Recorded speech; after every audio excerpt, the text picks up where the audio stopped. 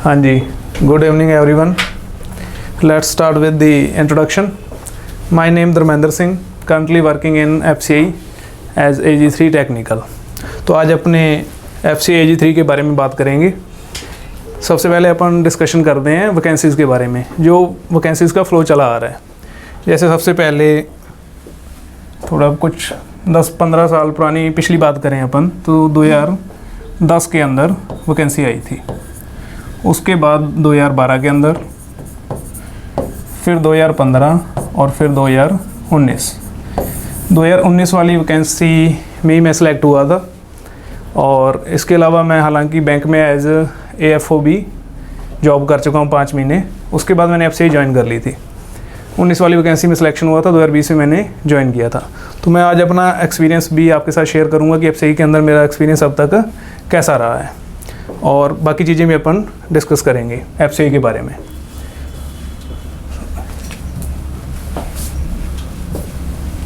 हाँ जी, सबसे पहले अपन FCI की स्ट्रक्चर के बारे में डिस्कस करते हैं।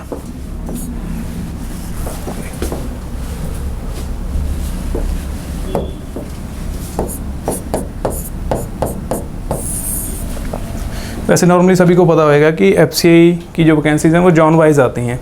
तो 5 जॉन है FCI के, और जॉन के बाद अपन डायरेक्ट बात करते हैं। स्ट्रक्चर समझाने का मतलब मेरा ये है ताकि आपको थोड़ा क्लियर हो जाए कि आपकी पोस्टिंग कहाँ कहाँ हो सकती है। तो सबसे पहले अपन बात करते हैं हेडक्वार्टर। हेडक्वार्टर के बाद ZO यानी कि जोनल ऑफिस। ZO के बाद RO यानी कि रीजनल ऑफिस, और RO के बाद DO यानी कि डिविजनल ऑफिस।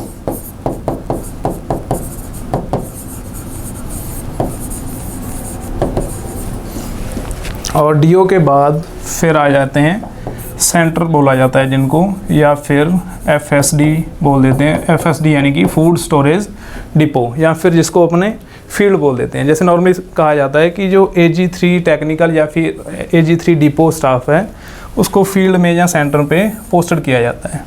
तो बिल्कुल सही है, मोस्टली ऐसा ही होता है। यानी कि फील्ड के अंदर जो काम होता है वो मेनली डिपो स्टाफ और टेक्निकल स्टाफ का रहता है। पर आपकी पोस्टिंग डिविजनल ऑफिस में भी हो सकती है, RO में भी हो सकती है, ZO में भी हो सकती है, और हेडक्वार्टर में। तो पहले इनको समझो थोड़ा। हेडक्वार्टर क्या है? हेडक्वार्टर आप समझते हो, जो मेन ऊपर से जो कंट्रोल करता है सारी चीज़ों को। उसके बाद आ जाता है ZO यानी कि जोनल ऑफिस। तो जॉन का मीनिंग क्या है? जैसे नॉर्थ जोन हो गया, साउथ जोन हो गया, ऐसे। तो जैसे मैं अपने नॉर्थ जोन के अंदर सेलेक्ट हुआ था, तो ZO नॉर्थ जोन के अंदर अपने नॉर्थ वाली स्टेट आ जाती हैं, जैसे पंजाब, हरियाणा, राजस्थान, UP, उत्तराखंड, ये सारे नॉर्थ जोन के अंदर आती हैं। फिर उसके बाद जॉन के बाद आ जाते हैं RO रीजनल ऑफिस। जैसे मान लो नॉर्थ जोन के अंदर अगर बात करें तो जैसे रीजनल ऑफिस हो गया चंडीगढ़ यानी कि पंजाब, फिर जयपुर हो गया जैसे राजस्थान के अंदर। तो ये अलग अलग RO हो गए। फिर RO के बाद आ जाते हैं डिविजनल ऑफिस। जैसे पंजाब में आगे आप बात कर लो, अमृतसर हो गया, बठिंडा हो गया, संगरूर हो गया, फरीदकोट हो गया, ऐसे करके ये सारे DO हो गए। तो आपकी पोस्टिंग कहीं भी हो सकती है, RO में भी हो सकती है, DO में भी हो सकती है, सेंटर पे भी हो सकती है, ZO में भी, और हेडक्वार्टर में। चलो अपना मेन बात करते हैं सेंटर पे या फिर FSD पे, यहाँ पर अपना मेन काम रहता है। तो मेन काम जो AG3 टेक्निकल का है वो इंस्पेक्शन का रहता है। चलो वो आगे अपने और डिस्कस करेंगे इन चीज़ों को। ये मेनली स्ट्रक्चर है। स्ट्रक्चर मेरे ख्याल से सभी को समझ आ गई होगी, और ज़्यादा डीप जाने की ज़रूरत है नहीं आपको। बस आपको सिर्फ इतना ही मतलब है कि आपकी पोस्टिंग कहाँ कहाँ हो सकती है। मैंने इसलिए आपको स्ट्रक्चर के बारे में बताया।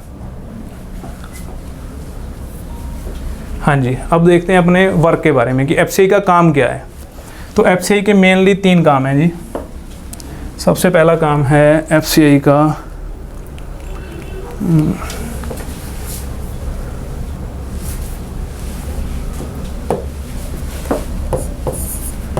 प्रोक्योरमेंट का। प्रोक्योरमेंट यानी कि, या फिर आप इसे परचेज कह सकते हो। दूसरा मेन काम है स्टोरेज का, और तीसरा मेन काम है डिस्ट्रीब्यूशन का। हाँ जी, प्रोक्योरमेंट यानी कि परचेज। वैसे नॉर्मली सभी को आइडिया होएगा कि FCI का मेन काम है वो राइस और वीट की परचेज करना है। राइस और वीट, पैडी का भी हालांकि परचेज किया जाता है। और प्रोक्योरमेंट के बाद नेक्स्ट काम जो है वो है स्टोरेज का।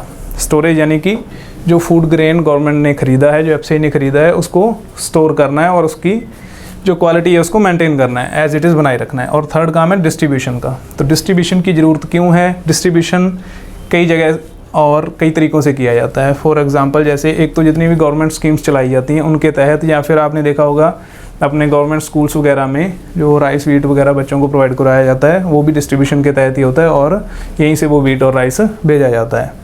उसके अलावा जैसे मान लो कुछ स्टेट अपनी ऐसी हैं इंडिया के अंदर जिनके अंदर प्रोडक्शन बहुत ज़्यादा है राइस और वीट का, और कुछ स्टेट ऐसे हैं जिनमें प्रोडक्शन बहुत कम है। तो ज़्यादा प्रोडक्शन वाले जो स्टेट हैं उससे कम प्रोडक्शन वाले स्टेट में भी डिस्ट्रीब्यूट किया जाता है राइस और वीट। तो ये मेन 3 काम है। इन 3 काम के अंदर AG3 टेक्निकल का क्या काम रहता है, इसके बारे में डिस्कशन करते हैं अपन। तो इस चीज़ को आप जॉब डिस्क्रिप्शन भी कह सकते हो, जॉब प्रोफाइल कह लो, कुछ भी कह लो। तो उस चीज़ से रिलेट करके आप समझना प्रोक्योरमेंट में क्या सीन रहता है। जब कभी भी राइस या वीट या पैडी की परचेजिंग की जाती है, प्रोक्योरमेंट की जाती है, तो उसमें गवर्नमेंट द्वारा कुछ स्पेसिफिकेशंस डिसाइड किए जाते हैं। उन्हीं स्पेसिफिकेशन को आपने चेक करना होता है। राइस का, वीट का या फिर पैडी का आपने सैंपल लिया, सैंपल को उसका इंस्पेक्शन किया जाएगा, उसकी क्वालिटी की जांच की जाएगी। तो ये प्रोक्योरमेंट का काम है। अब इसमें आपकी हो सकता है आपकी ड्यूटीज़ डायरेक्ट जो दान मंडीज़ होती हैं, दान मंडी में भी लगाई जा सकती है। जैसे वीट का सीज़न आता है तो हो सकता है आपको वहाँ आपकी ड्यूटी लगे मंडी में, तो आपको परचेजिंग करनी होगी। फिर प्रोक्योरमेंट के बाद नेक्स्ट है स्टोरेज। तो स्टोरेज के अंदर आपको पता है अपना फूड ग्रेन को जब हम स्टोर करते हैं तो इसमें बहुत सारे पेस्ट वगैरह लग जाते हैं। तो इन पेस्टों से बचाने के लिए उसका कंटिन्यू फ्यूमिगेशन वगैरह, यानी कि उसको अपने केमिकल ट्रीटमेंट वगैरह दे के उसकी क्वालिटी को अपने मेंटेन करना होता है। तो ये हो गई स्टोरेज। और फिर है डिस्ट्रीब्यूशन। जब मान लो अपन किसी एक स्टेट से दूसरी स्टेट में जब फूड ग्रेन को भेजा जाता है तो उससे पहले भी उसकी क्वालिटी की जांच होती है, ताकि ये श्योर किया जाता है कि जो हम यहाँ से फूड ग्रेन भेज रहे हैं वो क्वालिटी वाइज बहुत एक्यूरेट है और बहुत सही है, अच्छी क्वालिटी का फूड ग्रेन हम आपको भेज रहे हैं। तो इस तरह से AG3 टेक्निकल का ये काम रहता है, इंस्पेक्शन का काम रहता है मेनली। इसके अलावा जो पेपर वर्क वगैरह होता है वो भी आपको करना होता है। ठीक है जी। तो ये मेनली FCI का काम है, और FCI के अंदर AG3 टेक्निकल का क्या काम है उसके बारे में हमने डिस्कशन किया है जी। चलो नेक्स्ट देखते हैं। हाँ जी, पोस्टिंग के बारे में हालांकि मैं आपको अभी बता चुका हूँ, फिर एक बार और डिस्कशन कर लेते हैं। हाँ जी, आप हेड क्वार्टर में भी आपकी पोस्टिंग हो सकती है, ZO में भी हो सकती है, RO में भी हो सकती है, DO में भी हो सकती है यानी कि डिविजनल ऑफिस में, और फिर नीचे फील्ड में भी, सेंटर पे भी आपकी पोस्टिंग हो सकती है। अगर अपन वर्किंग आवर्स की बात करें तो DO के अंदर अगर आप पोस्टेड हो तो आपके वर्किंग आवर्स रहते हैं 10 to 5:30। और अगर छुट्टियों की बात करें, सेकंड सैटरडे ऑफ रहता है DO के अंदर। सेकंड सैटरडे ऑफ रहेगा हर महीने का, और 4 संडे या 5 जितने भी संडे हैं वो सारे ऑफ रहेंगे, ये आपकी छुट्टियां रहेंगी। और अगर अपन सेंटर की बात करें या फिर अपने जिसको फील्ड बोल देते हैं, तो फील्ड के अंदर हालांकि कोई वर्किंग आवर्स नहीं है। हो सकता है आपको लेट नाइट तक काम करना पड़े, हो सकता है आपको अर्ली मॉर्निंग भी जाना पड़े। तो ये थोड़ा इसमें ये डिफरेंट रहता है डिविजनल ऑफिस में और फील्ड के अंदर। हाँ जी, और RO और ZO और हेड क्वार्टर में 5 डे वर्किंग है। यहाँ तीनों जगह हेड क्वार्टर में, ZO और RO में 5 डे वर्किंग है, यानी कि हर सैटरडे और संडे ऑफ रहता है। पर उसमें थोड़ा वर्किंग आवर्स थोड़े एक्स्ट्रा रहते हैं। मैं हालांकि थोड़ा श्योर नहीं हूँ इसके बारे में, पर डिविजनल ऑफिस के जो वर्किंग आवर्स हैं इससे थोड़ा ज़्यादा रहता है। ठीक है जी। चलो अब पोस्टिंग ऑलमोस्ट क्लियर है, नेक्स्ट देखते हैं जी।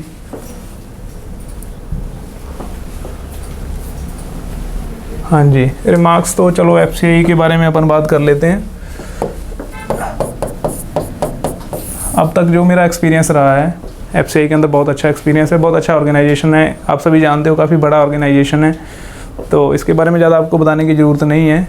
इसके अलावा अपन कुछ चीज़ों पे डिस्कस कर लेते हैं। जो मेन जो चीज़ अपने को मोटिवेट कर दी है किसी भी जॉब की तैयारी करने के लिए, वो है सैलरी। इस चीज़ को देख के अपन थोड़े ज़्यादा मोटिवेट हो जाते हैं कि अच्छी खासी सैलरी है, अच्छा ऑर्गेनाइजेशन है। तो सैलरी के बारे में अपन डिस्कस करते हैं। जैसे जब हमने ज्वाइन किया था तो हमारी जो इन हैंड सैलरी थी वो लगभग 40K थी। अब अगर एट प्रेजेंट बात करें तो ऑलमोस्ट ये 44K है। हालांकि सिटी टू सिटी वेरी करता है, एफसीआई की जो सिटीज़ हैं उन सिटीज़ को XYZ 3 कैटेगरी में डिवाइड किया हुआ है। तो मैं जिस सिटी में पोस्टेड हूँ उसकी सैलरी सबसे कम है, तो इसमें जो अपने को HRA मिलता है, सिर्फ HRA का फ़र्क होता है, सैलरी बाकी सेम होती है। HRA आप शायद सभी जानते होंगे, हाउस रेंट अलाउंसेस जिसे बोलते हैं। तो ये 8%, 16% और 24%। तो इस वजह से अगर सिटी की वजह से सैलरी में थोड़ा डिफरेंस आ जाता है। तो एट प्रेजेंट अगर बात करें हमारी सैलरी जो है, तो इसको अपन 44 से लेके 50K तक मान सकते हैं अकॉर्डिंग टू सिटी। ये थोड़ा बहुत चेंजेस आ जाएगा सैलरी के अंदर। तो हाँ, सैलरी के अलावा अगर वर्क एक्सपीरियंस की बात करूँ, जैसा मेरा अब तक का काम रहा है एफसीआई में, तो कभी कोई किसी भी तरह की परेशानी नहीं आई, बहुत अच्छा एक्सपीरियंस रहा है अब तक। तो हाँ जी, दैट्स इट। चलो नेक्स्ट देखते हैं। हाँ जी, इसके अलावा थोड़ा अपन पेपर यानी कि एग्ज़ाम के बारे में थोड़ा डिस्कस कर लेते हैं कि एग्ज़ाम का क्या सीन था। आप लोगों को पता ही होगा वैसे तो, प्रिलिमिनरी और मेंस। हाँ जी, प्री एग्ज़ाम में वही मैथ, रीजनिंग और इंग्लिश। 35-35 30 वाला वही रेशो, 35 क्वेश्चन मैथ के, 35 रीजनिंग के और 30 इंग्लिश के। अगर पिछली वैकेंसी की बात करें तो उस वैकेंसी के अंदर हालांकि इतना बहुत ज़्यादा हार्ड लेवल का मैथ, रीजनिंग, इंग्लिश अपन नहीं कह सकते, एवरेज लेवल का मैथ, रीजनिंग, इंग्लिश आया हुआ था। और मेंस एग्ज़ाम के अंदर सब्जेक्ट थोड़े बढ़ जाते हैं। मेंस के अंदर जैसे 2 पार्ट होते हैं उसके। फर्स्ट पार्ट के अंदर वही मैथ, रीजनिंग, इंग्लिश, कंप्यूटर और जनरल अवेयरनेस, और आप करंट इवेंट्स वगैरह या फिर करंट इश्यूज कुछ भी कह लो। ये इतने सब्जेक्ट आते हैं जिसमें 120 क्वेश्चन आते हैं और हर एक क्वेश्चन 1 मार्क्स का होता है। और जो इसका सेकंड पार्ट होता है मेंस के अंदर ही, उसमें 60 क्वेश्चन आते हैं, पर हर एक क्वेश्चन 2 नंबर का होता है। ठीक है जी। ये सेकंड जो पार्ट है इसके अंदर एग्रीकल्चर और बॉटनी और जूलॉजी, वो 3 सब्जेक्ट रहते हैं। वो हालांकि आपके पास ऑप्शन भी रहेगा, फिजिक्स, केमिस्ट्री भी आप चूज़ कर सकते हो और बॉटनी, जूलॉजी भी चूज़ कर सकते हो। और 120 क्वेश्चन फर्स्ट पोर्शन में आएंगे, मैथ, रीजनिंग वगैरह। तो ये चीज़ें अपन पेपर के बारे में तो चलो देखेंगे, कोई नेक्स्ट क्लास में भी और डिस्कस कर लेंगे। एक बार एफसीआई के बारे में बस इतना ही था मेरी तरफ से।